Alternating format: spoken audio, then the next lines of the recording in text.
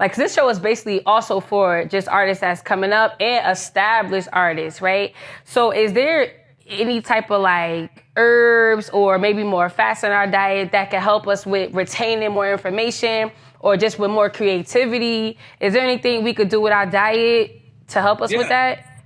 Absolutely. There are foods that are optimal brain foods. The easiest category to understand optimal brain foods are the fruit that are dark in color. Yeah. TK. Jersey. I've been on the grind, man. All it took was patience. That money on my mind, man. All I see is hating. He jocking on the low, man. You know the kid is wavy. Like how you mad at me when you know you're fucking lazy. Should've changed. What's up, everybody? It is your girl, Health is Key, and you are tuned into the Health and Hip Hop Podcast Show with your girl, Health is Key, and my co-host, Composer Rev. Yes, and you already know we have a great show in store for you today. Always have an amazing guest. This guest right here happens to be, man, one of my favorite people, one of my health idols. Just an overall super dope man. I'm gonna let him introduce himself. Go on ahead, please. Peace, family. First and foremost, I'd like to thank both of you for allowing me the opportunity to come on the show, because you could choose a whole bunch of brilliant people in our community, and y'all chose me this time, so I'm humbled and I'm thankful. My full name is Amaru NT Ali. Most people have known me as Dr. Ali Muhammad from the Nation of Islam. And my history is diverse. My primary focus and work is in health and holistic health, exercise science, and healing incurable diseases. I work with an institution called the Aboriginal Medical Association that we founded 12 years ago as a way to take some of the teachings from all of our greats, the Sabies, the Dr. Chul Bukrams, Mona Harrison, Dr. Layla Africa, all the greats, some of whom have passed, peace be upon them, to put their great research and the continued research into an institution that could refine the way that we deal with the maladies, the health maladies in our community. And also to put them in a legal format on the international level so we could actually use words like treat, diagnose, and all those things within our own jurisdiction without having outside forces prohibiting us from doing certain types of research or treatments that we deemed that were good for our people, and having the law to back that. Wow. And so we've been doing that for 12 years now, and we've made remarkable progress in the sense of curing things that are considered incurable. We're not the first to do those things, but we are the first to do those things with a certain methodology, I would say.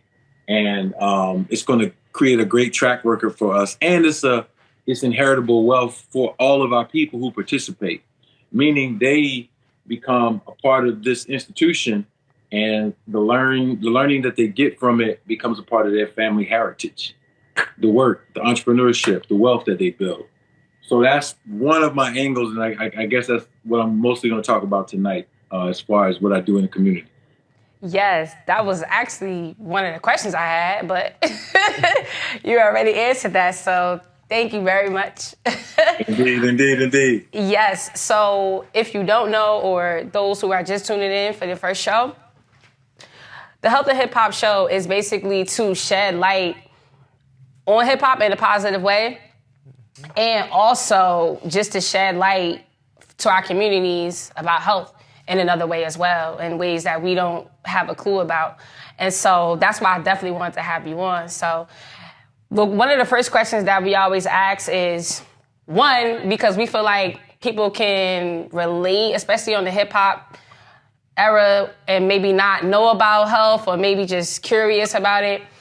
We feel like people could relate to you more by just maybe saying your favorite artist. So who is your favorite rap artist and why? Of all time? Yeah, I mean, yeah, of all time or right now, because you know it could change. Right. All right. I'll give my all time in my right now. My all time is on my shirt right here. Yeah. The great. The GOAT. And it wasn't because Pac was the greatest lyricist or he had talents in areas that other people might not have been better. I think it was his message, the intensity in his message. And he was diverse. He talked about street shit. He talked about his, protecting your mothers. He talked about a whole bunch of stuff. But what I like about an artist is when they're telling their story. Right. When an artist is telling their story, it's authentic, it's creative, and you can connect with it. We talk about a lot of things and, money, girls, all of that. And that's for people who want to listen to that. That's cool. We're not knocking y'all.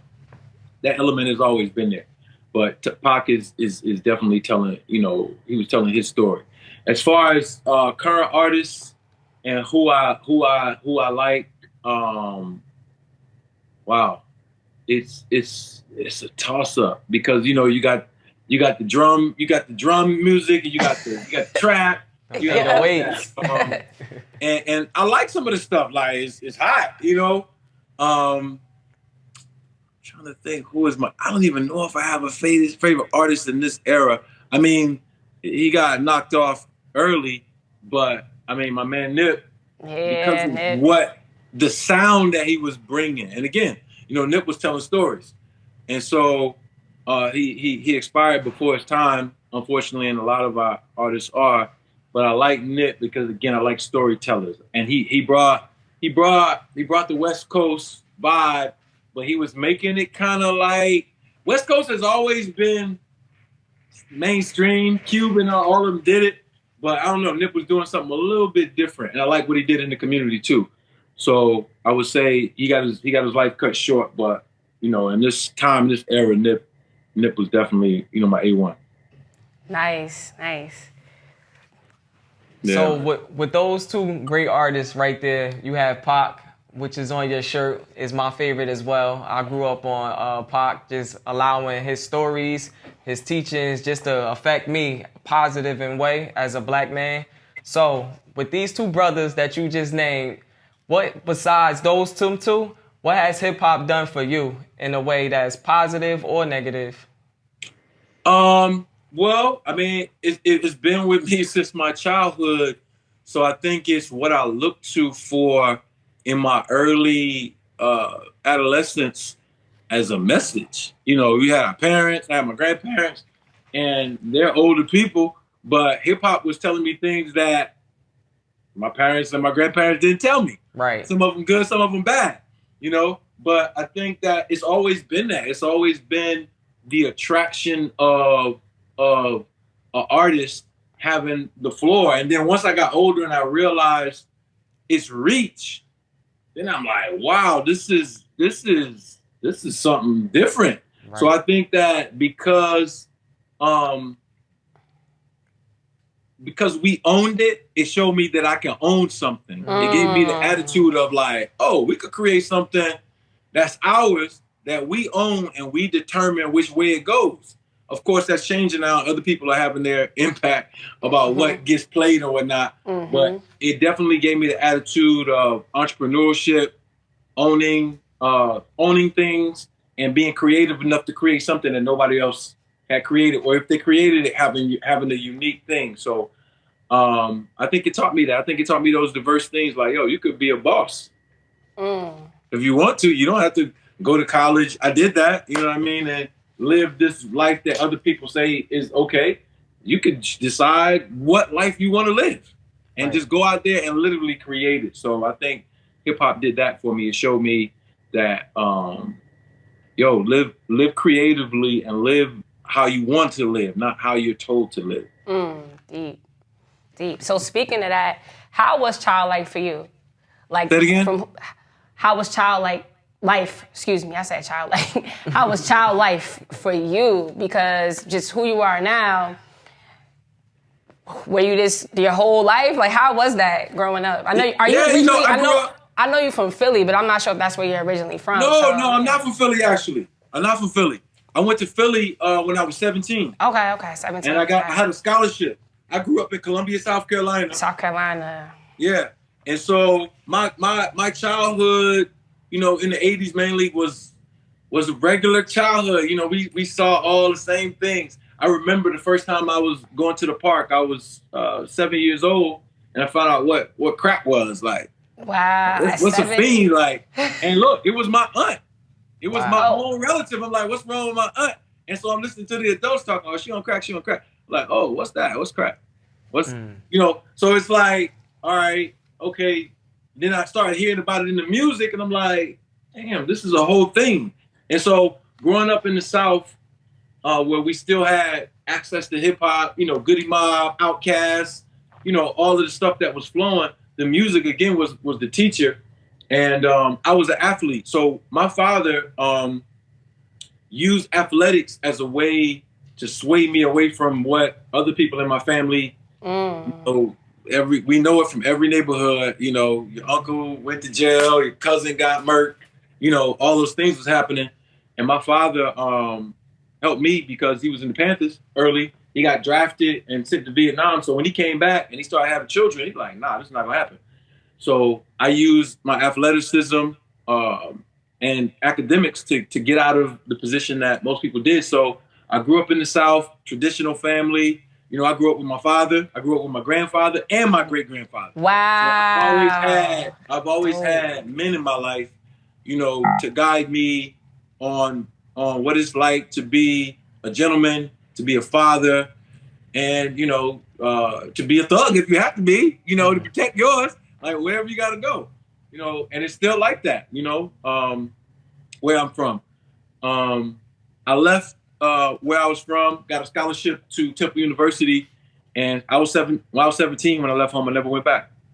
And I lived in Philly for over 20 years.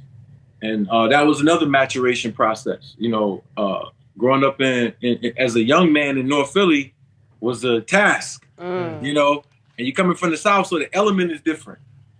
And it's like, yo, you got to adapt. And so that's when I got to knowledge of self. You know, when I was 20 years old, 19, you know, in Philadelphia, it was a brother, True Knowledge God Allah, who used to come to the barbershop. I worked at the barbershop. I was always hustling. He used to come with the lessons like, yo, you need to get in this, man. You can learn your math, alphabet, blah, blah. So I learned this shit. And then after that, I joined the Nation of Islam, and then my life into consciousness and, you know, all this health stuff started then. Wow. So I know that you said that you was, you know, brought up in South Carolina, Was that when, you know, you began eating healthy, or was it when you started going to Philly? Let me break it down to you. It was my father. See, this is why it's important to have a man in your house, a father, uncle, whatever. So my father was a world-class athlete. He played professional football. He was a record holder in 100-meter dash in South Carolina. So he's an athlete. So I was raised around athletes. Right, yeah. So when now this is something that I wasn't, you know, you're aware, but you weren't aware. My father gave me the book, How to Eat to Live, when I was 16. Wow. And I remember him specifically saying to me, all right, so now you're training, you're getting bigger, you got to learn how to take care of your health. This book teaches you how to be a vegetarian. He's like, you know, your mom and them, they ain't into this, but I'm going to give this to you. So I looked at the book, and the first thing I saw was this man in the corner. I was like, who is this? And he was like, oh, they don't teach you about that. That's the man that taught Malcolm X. His name is Elijah Muhammad. So that was the first time I got access to it. So my dad had How to Eat to Live. So I started reading that as a teenager. And, you know, I was still eating other stuff, but gradually when I got into college and I came across the information again in Philly, in a whole nother city and part of the country, I'm like, oh, this is big here. Like I had this when I was a teenager, but I didn't know. And so when I was really 18, I started changing. By the time I got 20, I was already vegan. Wow. And I'm 45 now. So that's 25 years ago. You know what I mean? And wasn't nobody vegan then. Like, you know, people in the nation was vegan because they had How to Eat to Live. Sabi wasn't as popular in the 90s at that time. He started getting more popular in the late 90s and then, you know, in 2000s amongst our generation. And so once I got to Sabi, Then I was like, all right, this is just another step up. I just kept stepping it up. So yeah, so my father introduced me first. And then when I got, to Philly, the culture of Philly and the Muslims was eat healthy. I was in the mosque.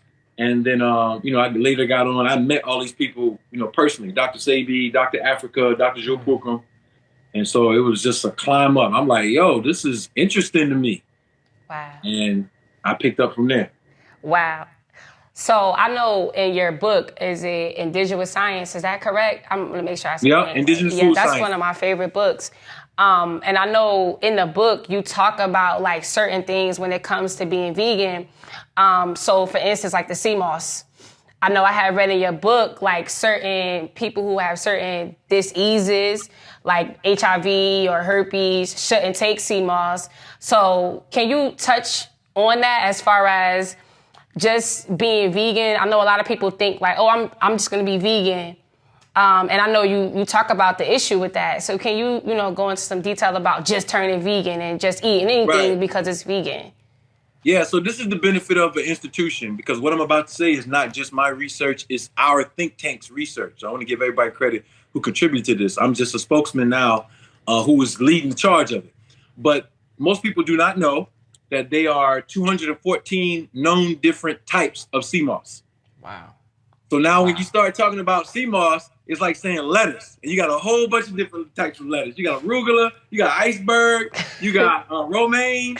So it's like, okay, this is a food category. This is not one plant, right? So that's what I learned. And then the two popular ones that are out are Conjus crispus, which is the tan brown one that you see.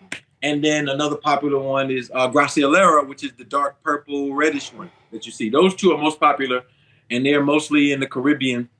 And the other ones come from Europe, Conjus crispus, primarily. And so what I've learned after doing thousands of diagnostics is, this is how you learn as a scientist, right? You're giving somebody something and you start seeing numbers. So now we got a way to measure. That's why I said the institution is important. So I was giving Seamoss to clients who had things, and the clients who weren't taking the Seamoss were making more progress. Now, this type of Seamoss is the Conjus crispus tan one. So I'm like, okay, I didn't heal all these people over here of herpes using this formula and these different specific types of herbs.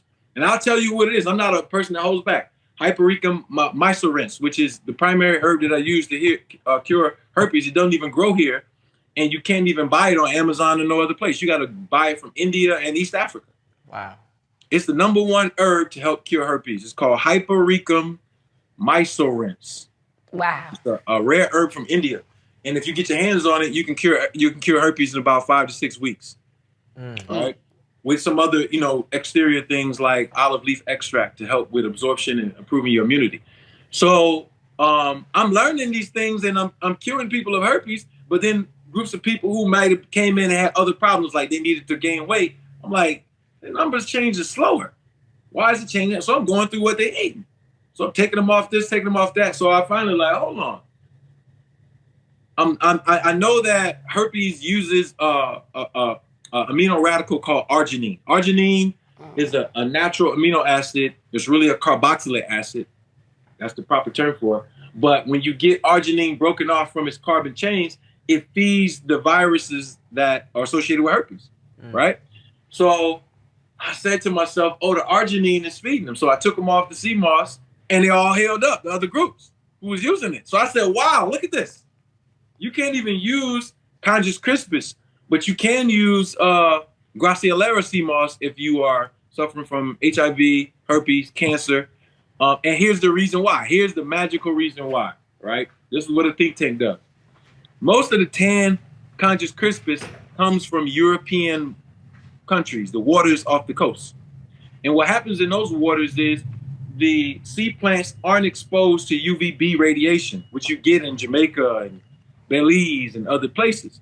And so now what happens to this plant is it doesn't have the pores, it doesn't absorb the water, and it develops fungi on all over its surface from being from Europe.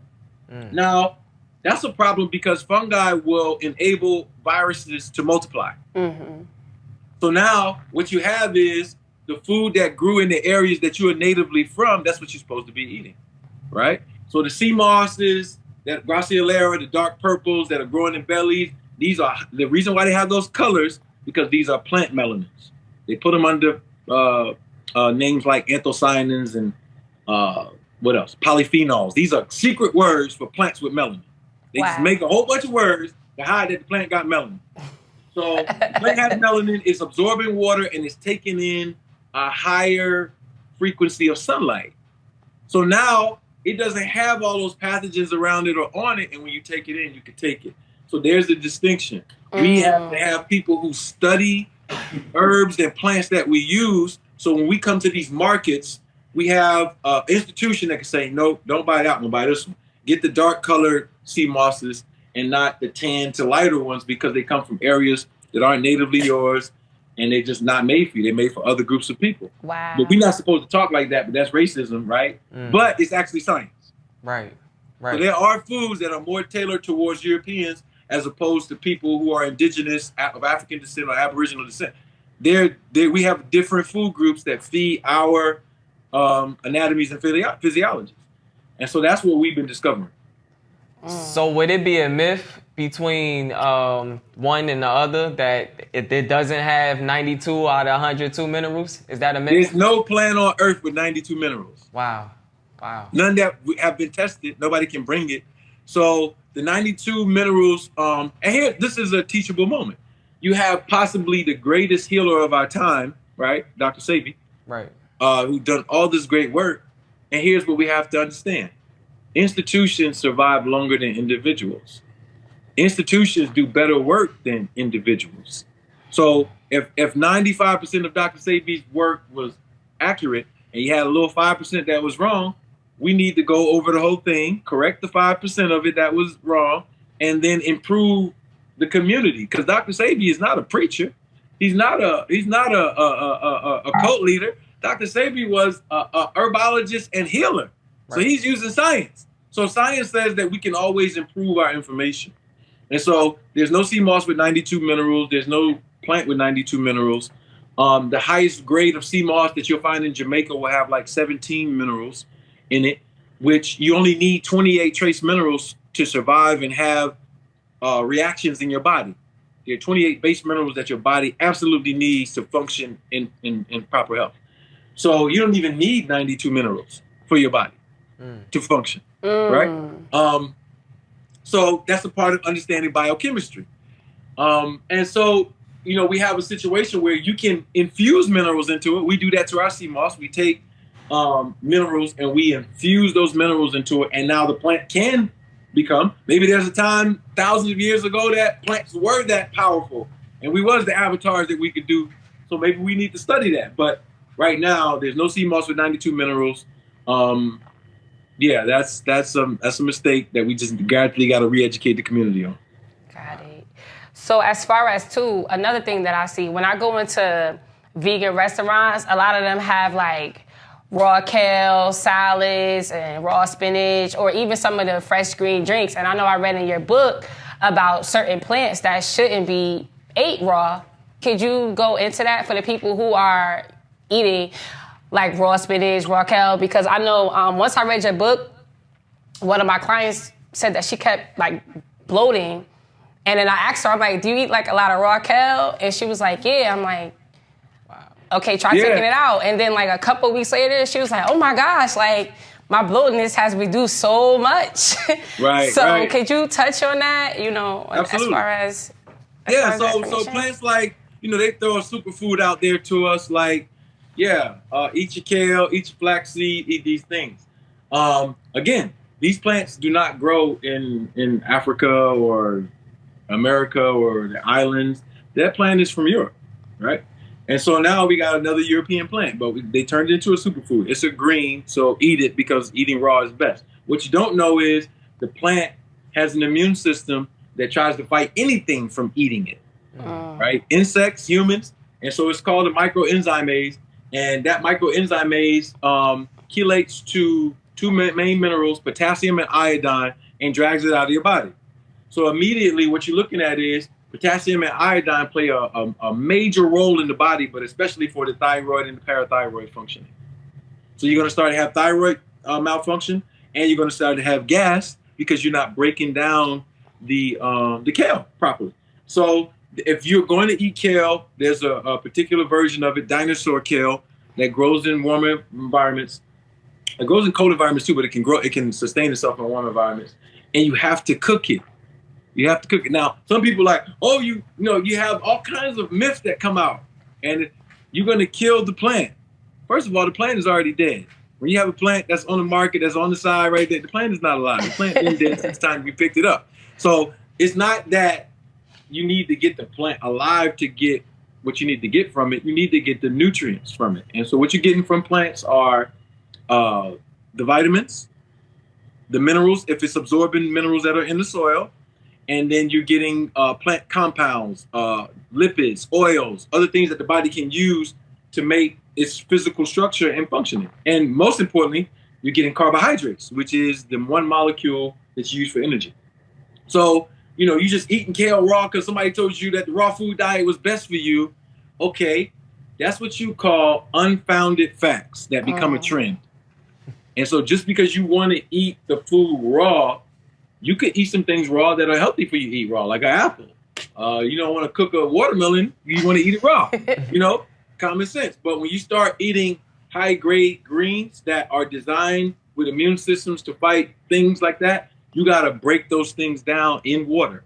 And so what the water and the heat does is it breaks these enzymes that are designed to attack things that eat it and destroys them. And so now you can ingest it and absorb the minerals and assimilate it better.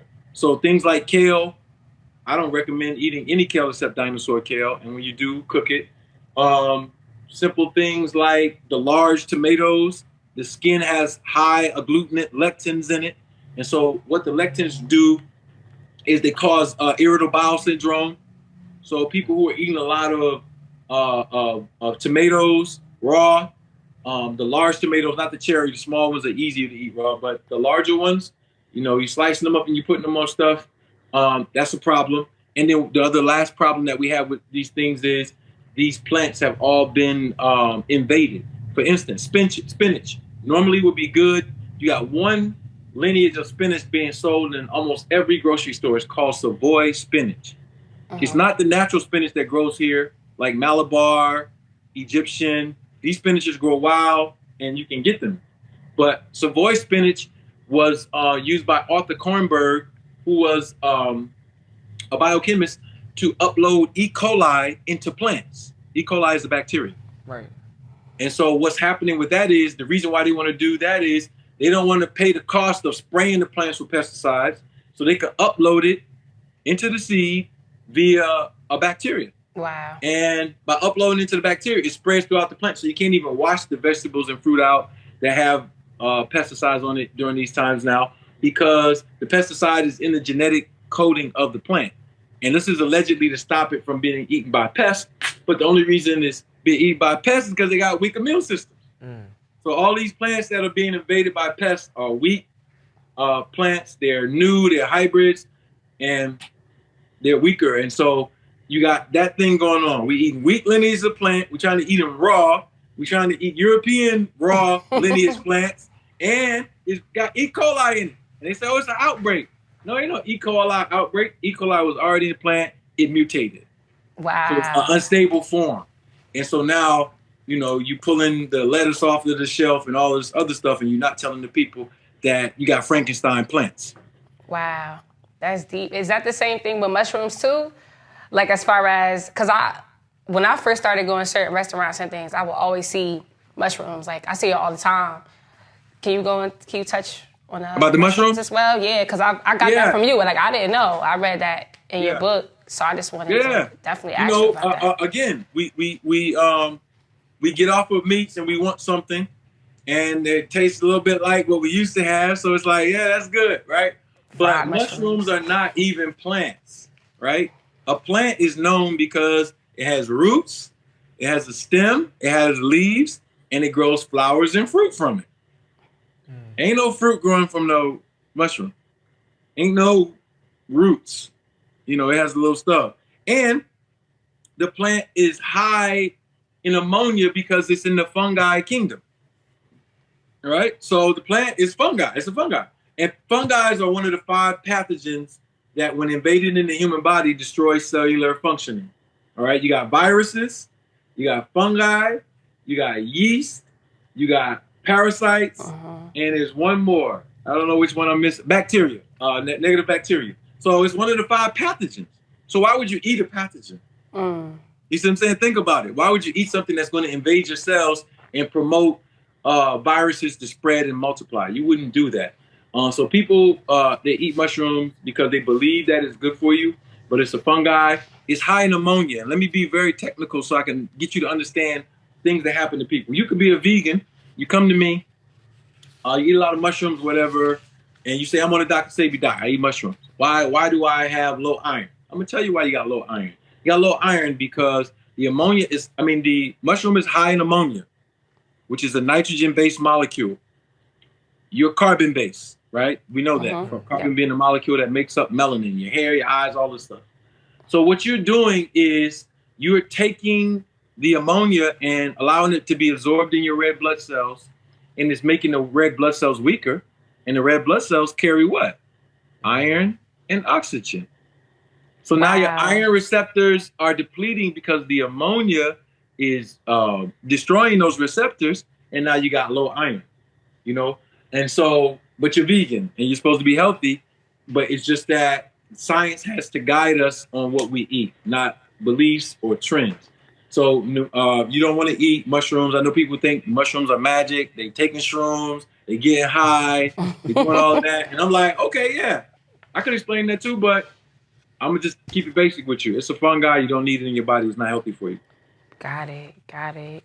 Wow. You got any more health questions? So when it comes to being vegan, how would one transfer from being a meat eater to trying to transfer over to vegan? Is veganism like the ultimate health for someone coming over?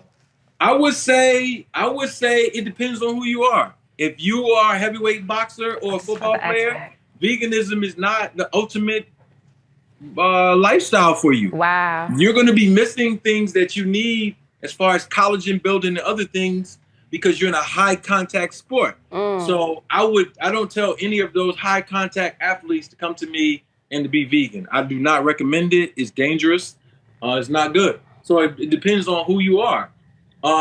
Children who are adolescents do not need to be vegan.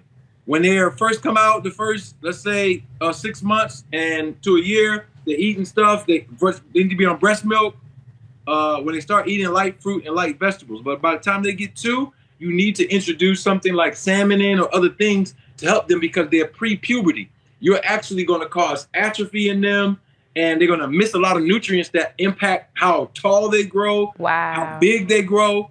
So children, once they get about 2 years from age 2 to 13, do not need to be vegan. Wow. They need to actually incorporate, and I'm saying this almost as an adjustment factor. If we lived on the earth that wasn't as polluted, we was always in the sun, and the plants had the integrity that they used to have 10,000 years ago, maybe so, but not right now. And so by the time they get 13, they will have gotten enough dense nutrients in order to make those conversions safely.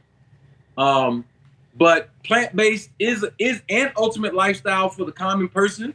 It can do a lot of things, but because of how the agriculture is very poor, you're going to need to supplement. You're going to need to supplement to get the vitamins, the proper types of vitamins and minerals inside of your body so that you won't go into severe atrophy. A lot of people, when they go plant-based, they go into severe atrophy because they don't know how to exercise. They don't know what to supplement with. And so now they think that being skinny is healthy. And no, you're suffering from atrophy. So atrophy lowers your immunity. It does a number of things that are dangerous for you. So I would say my position is let food science rule, and then you choose your diet based on that science. And you can tailor it towards whatever you need to do as a person in life. Wow. So with you having this excellent knowledge and constantly growing and sharing a lot of stuff, who was people that motivated you to get in? I know that you said your pops was, but who else was, motivation for you to start elevating to where you are now? Right. So first, after my pop, it was How to Eat to Live. So I got to give a shout out to Elijah Muhammad for writing that book way back in the 60s when black people was still eating swine and all kind of other stuff. So the MGT and the FOI created a community of clean eating people for the first time as a group, a massive group amongst Black people.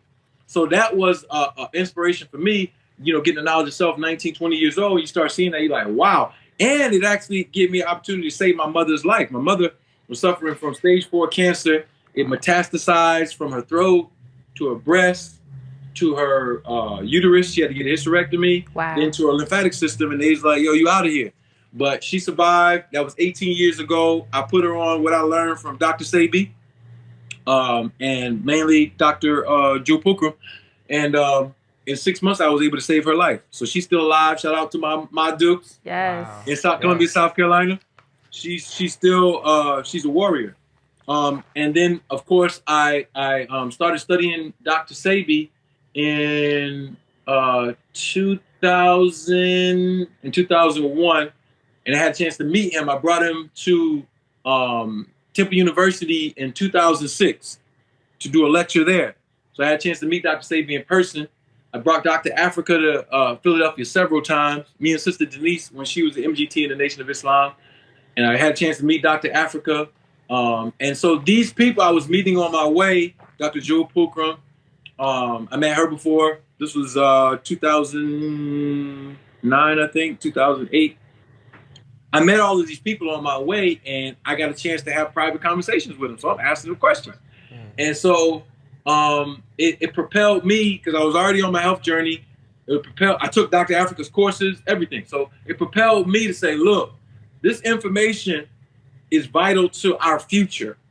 I got to figure out how to put this into an institution to push this stuff forward. So going on the way, these are all of the brilliant Black minds that I was, swimming through in order to get to this point to, take the information to the next level. Wow. So I have another question that I just thought of. When I came to visit you, right, I came to get a bioscan. Right. And I asked you about blood work versus the bioscan. And could you explain, one, what a bioscan is, and also compare it to blood work? Because if I'm not wrong, I know you were saying that blood work could come back fine and not be correct. So can you touch on blood work versus bioscan? What is a bioscan? And yeah, please. Yeah. Because I did not know that. Absolutely. Back in the 40s, there was this doctor, Dr. Harold Saxton Burr at Yale University, who wanted to use electricity as a form of finding diagnostics. So he developed something called a voltmeter. And a voltmeter used electrical signaling to detect disease in people, plants, etc. He wrote a dissertation on it, and it's still at Yale University today. They put it into a book called The Blueprint for Immortality by Dr. Harold Saxton Burr. You can get that online now still. And he tells his story. But that developed into MRI technology, magnetic resonance analyzing or whatever. And so the machine that I use, which is called a quantum magnetic analyzer, is similar. What it does is it measures the electrical potential on the surfaces of all the organs, which have been tagged. Like your liver has a bandwidth of electricity, your lungs. And the surface of everything, even the skin, the brain, those surface cells are called epithelial cells, and they hold all of your immune cells and antibodies. So they're the first line of defense. But they also hold electrical charge. So when they go out of the range of their normal charge, that machine can pick up on it. And so based on the fact that almost every disease state has an electrical frequency, we could tell what's going on. Wow. If it's in the bandwidth of 850 nanometers, in that range, we know that organ is going through cancer. There's cancer cells in it. So now we can compute that. So we can sit somebody down literally in 2 minutes, do the bioscan on them, and tell them everything that's going on inside their body. All of their brain, the pituitary, the pineal, all of the hormonal network, the muscles, everything, literally everything. And so that form of diagnostic is non-invasive, it's quick, and it's something that we are training people all across the world to actually do now. Blood work, you can miss some things. You can get the numbers calibrated wrong. Why? Because electrical resonance is specific. Blood tests are not specific because the ranges are not the same for each group of people. For instance, if they measure your vitamin D levels, and we know for a fact that the vitamin D molecular structure in people of African or Aboriginal descent is completely different than Europeans and Asians, then you can't measure my vitamin D with those tests. Wow. One. And two, you can't give me a supplement for vitamin D because my structure is different. Wow. So now I'm losing on the supplement side and the diagnostic side. You know what I mean? Yep. And then also, it's not testing what's in the tissues. If you tested what's in the blood, I could be absorbing more of my iron into my tissues where it's supposed to be and have less in my blood. And you are measuring me for having low iron based on the fact that I'm absorbing more than the average person. So it's a lot of things that are sloppy in the medical industry that we don't look at as a people because we need our scientists to look at them and be like, that don't even make sense.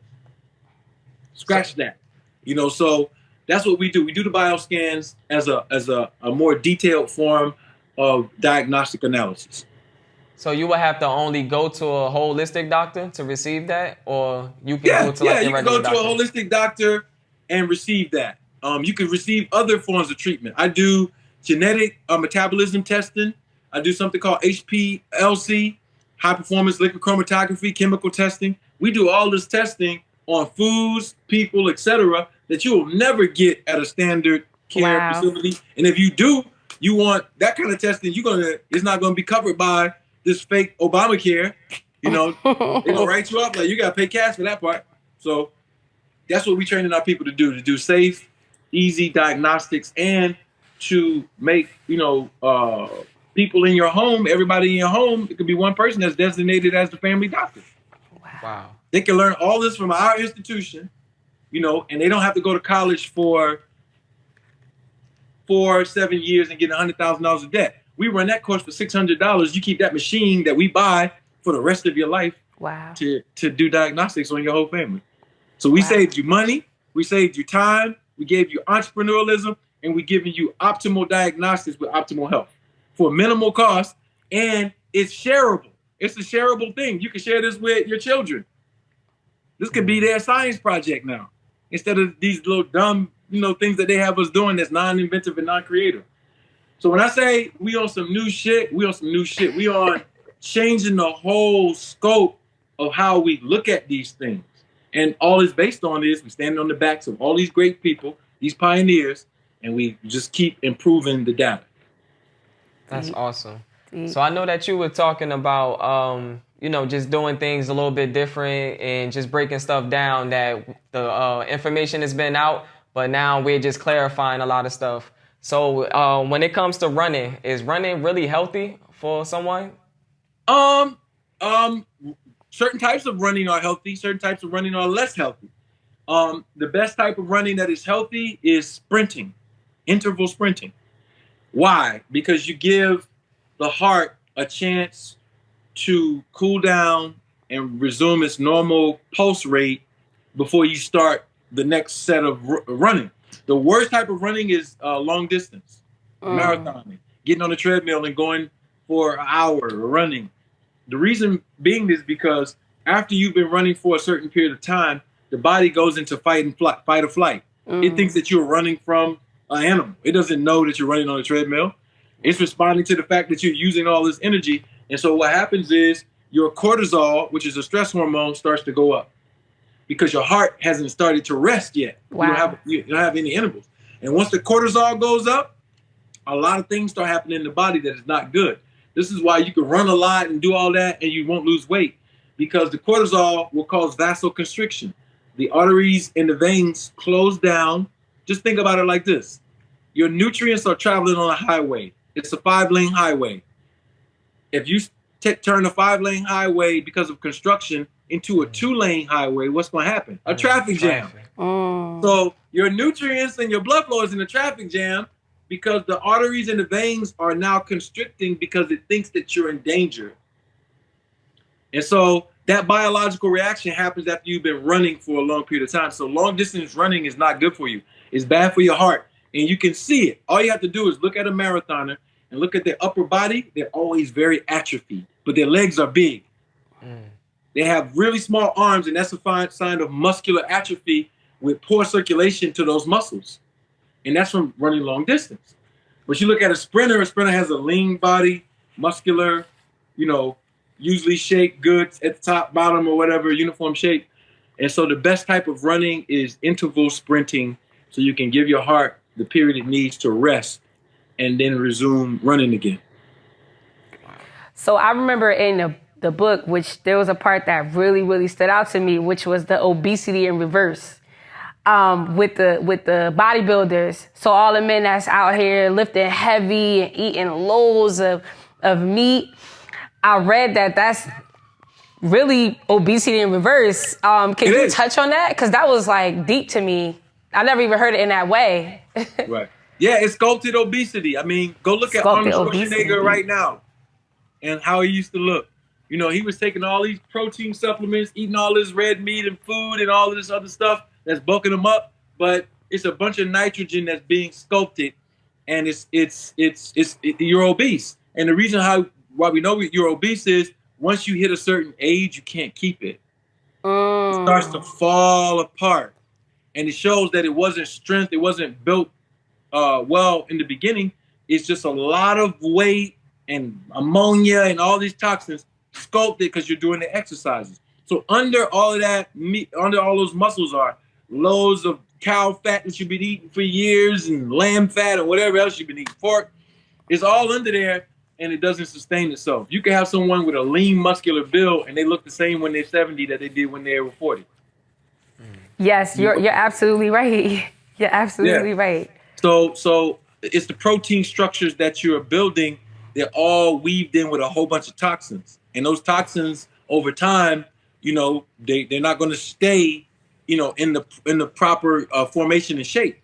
And so they start to break down when you get older. And a lot of, you know, those bulky bodybuilders or people who taking a whole bunch of weight gain supplements and things that, you know, carry things that are not good for you.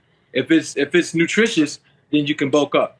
But it doesn't mean you can't be big. It just means that the method that you use to get big, if you wanted to stay healthy, you needed to do it in a better way with nutrition. Facts. So being that this is like a health and hip hop show, I want to get back to the health and the hip hop. As far as pretty much artists, right? A lot of artists that I come across have a problem staying healthy while traveling. Do you have any tips on that? Because I remember running into like Jadakiss and RZA, and they had mentioned that before. As far as I heard Jada mention it, and that was I think we all do when we're traveling, and that's just a preparation phase. So here's what I tell people to do: wherever you're going, do the research on the food before you get there. We got phones now; we can look up, even if we're going out of the country, like what are the top restaurants in the city, and what can I eat? And then it's your selections. So now we all know if you go into a restaurant and you look it up on whatever you looked it up on, and it has, you know, some options. Stay with the safer options. Sometimes we be wanting to splurge and we use the travel as an excuse, like, hey, I'm traveling, I ain't got time. You got time to sit and write these bars. The same way you put the intensity into that, put it into your health being important. So it's a value situation, because we can find healthy foods all across the planet. You could be in Morocco and you can get a Moroccan salad, and probably the best one on the planet with the olives and everything else. So you don't have to eat bad in these places. Do your research, which means you have to give some effort. You know what I mean? Sometimes people are lazy and they're like, I'm traveling, I don't feel like, I got all this other stuff on my mind. All right, if you can't do it, designate somebody, the person when we travel, because we always traveling in groups, designate somebody on the team as you do the food research to make sure everybody's healthy. You know? Nice. So whether I'm in LA, New York, sometimes I'm on the move and the quality is not optimal, but I can survive through that trip. Eat basic, healthy, and then when I get home, I'm good. So it's a matter. I think it's more of a matter of effort and finding the things that are good. And if you taking your own food, then meal prep. You know, we got a page on Instagram that all it does is teaches food prep. All right, and so that page is Alkaline Vegan Prep. It's probably got close to 80,000 followers on it so far.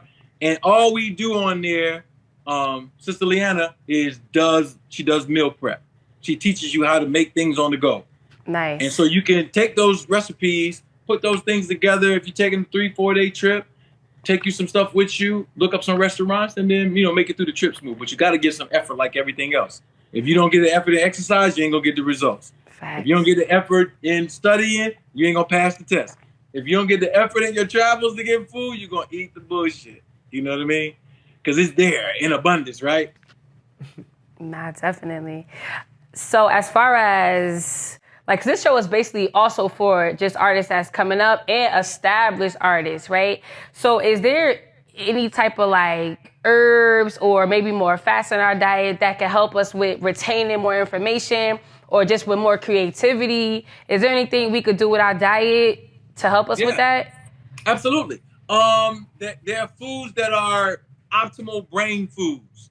The easiest category to understand optimal brain foods are the fruit that are dark in color. Blackberries, blueberries, cherries, raspberries. All of these have anthocyanins, polyphenols, other things that the brain needs, but they're minerals and they're bound to glucose. Glucose is the master molecule of the brain. It needs a lot of glucose, but you get it from eating these healthy fruits, these berries. These are your things that's going to have your brain on fire.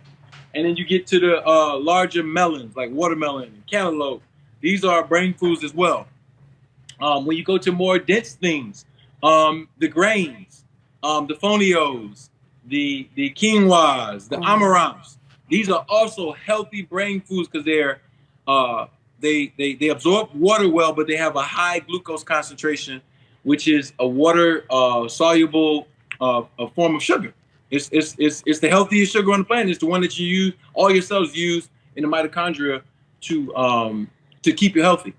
And so if you want to look for herbs that are really, really good for retaining memory and those types of things, olive leaf extract is one of the best on the planet because it has an antioxidant called hydroxytyrosol. Hydroxytyrosol is an antioxidant. When you talk about antioxidant, you're basically saying we're going to keep the cell from rusting and getting old. Wow. Protecting it from things that damage it. And so as a brain food, the liquid form of olive leaf extract is paramount, is super duper food.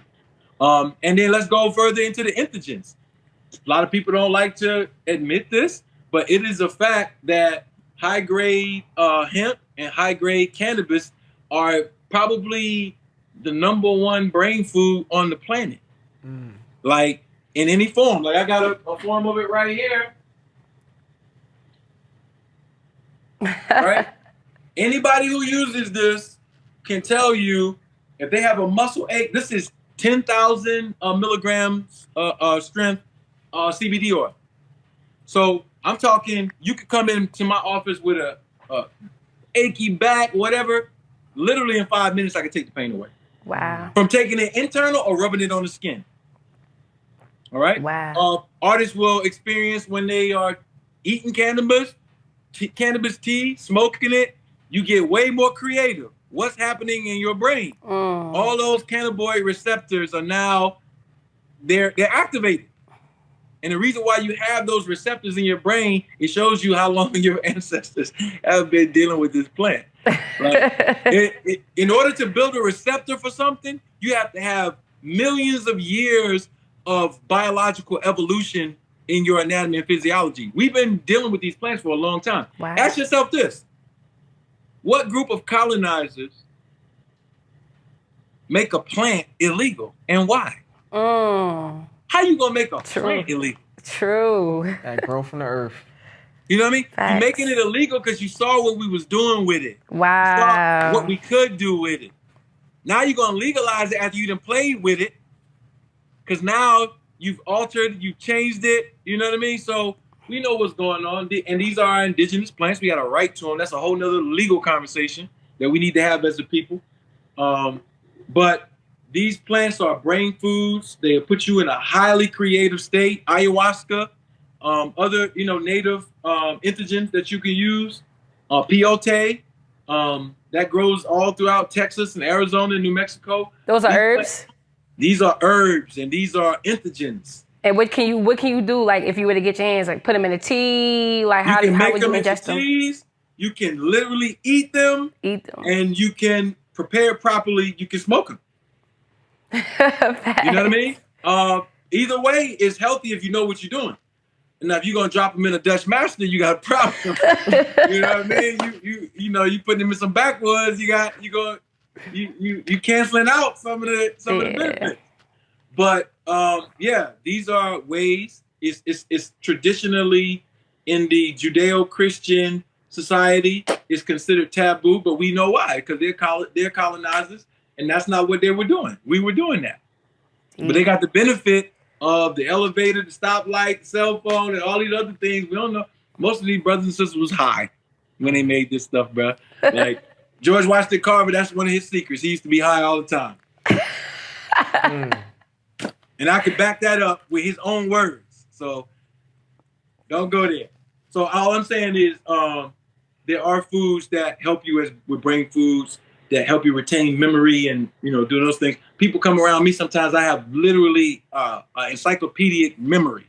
And a lot of it has to do with the fact that every morning I'm putting something in the midday. When I do my smoothie, I got some dark berries in it every day.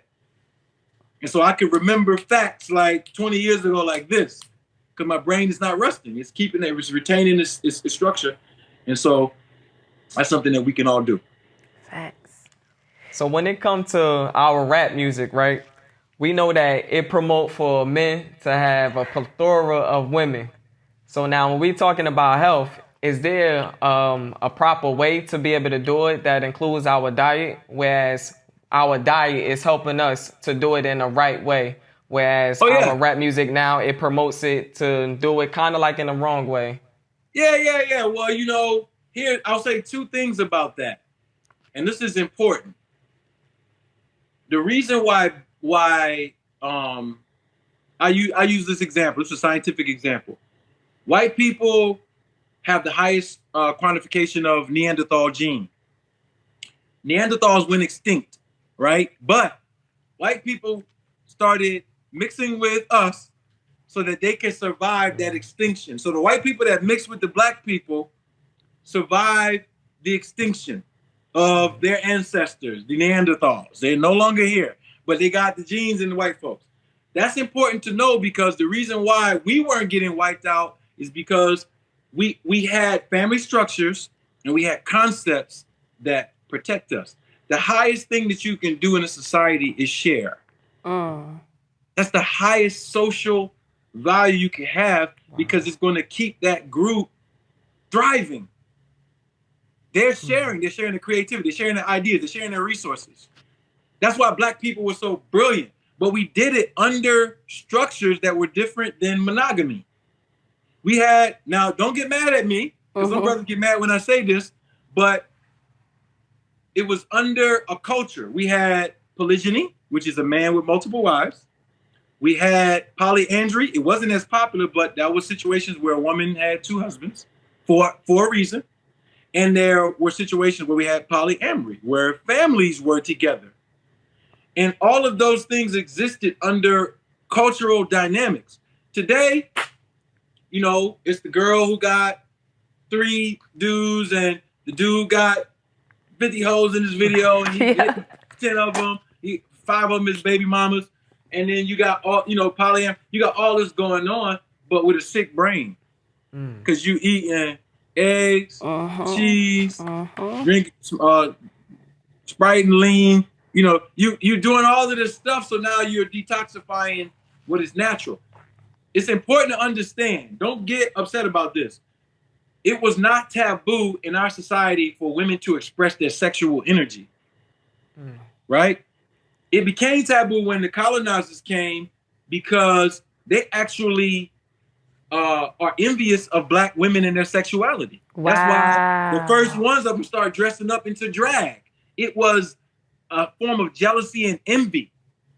And so black men had no problem with their women being sexual, because we were protectors and we understood it as a necessary energy in society. Now today, they want you to play righteous or a fake righteousness, where you restrict your sexuality.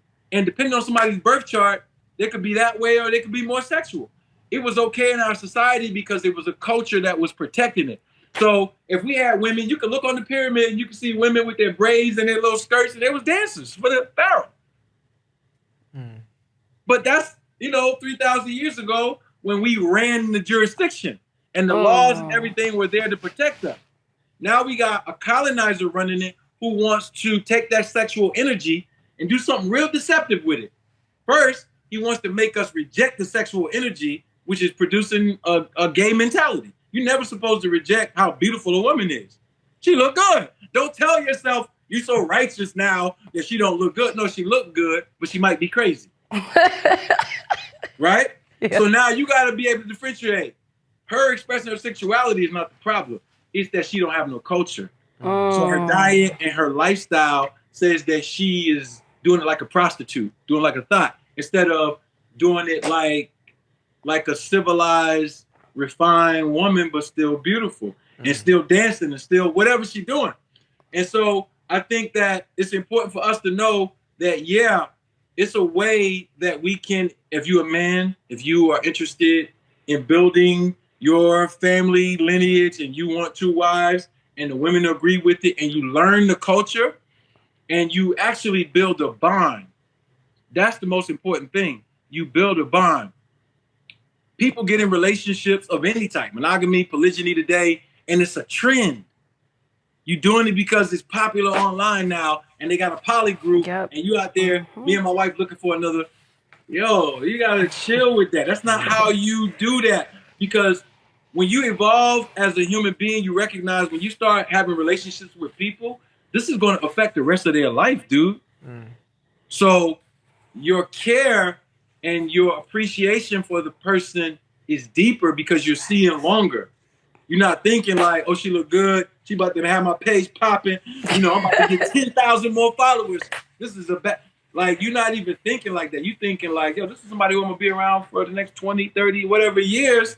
How am I going to interact with them to show my appreciation for them, their appreciation for me, and we keep this bond going for the duration?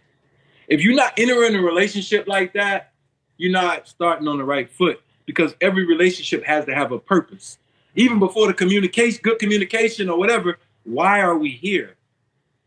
If we are honest, then everybody is on the same page. I don't care why y'all here. Y'all might be here like, yeah, we do look good and I like you. That's the honesty. Don't be acting and like, oh yeah, I'm about to do this great feat and, being Romeo and you lying because you just want some pussy. Facts. Like, why you doing that to her? Like, she don't deserve that. She deserve, give her the straight talk. If she don't want straight talk and she want to go that route, leave her to whoever she is. But we need culture. There's nothing wrong with women's sexuality. There's nothing wrong with being polygynous. But you're going to be responsible, because what's going to happen when the children start coming and the bills are here? What you going to do then? Right. Facts. You know what I mean? Like, it's a real life thing. And I think that any of our relationships, we got to take it more seriously, because when we did, we were able to survive things that other people did not survive. Wow. Now we're in a position where we're fighting to survive, and we have to adapt some of these old cultures, but more importantly, we have to adapt the mindsets that go with them to link us together, to make us want to be honest and share with each other and do the things that actually increase our probability of surviving and thriving.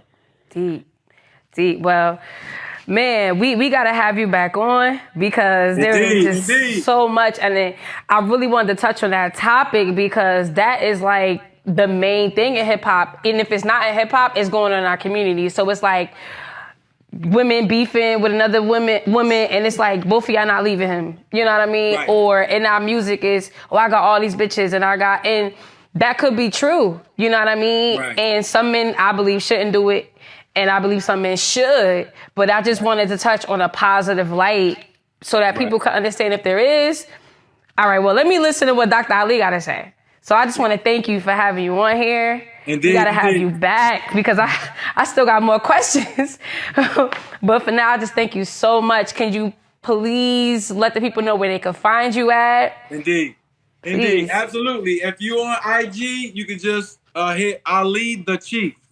I'm on IG. I'm always sharing health information, and I can tag you to our other health pages, Alkaline Vegan Prep, If you're on Facebook, just look my name up, Amaru, AMARUXI-ALI, Amaru Ali.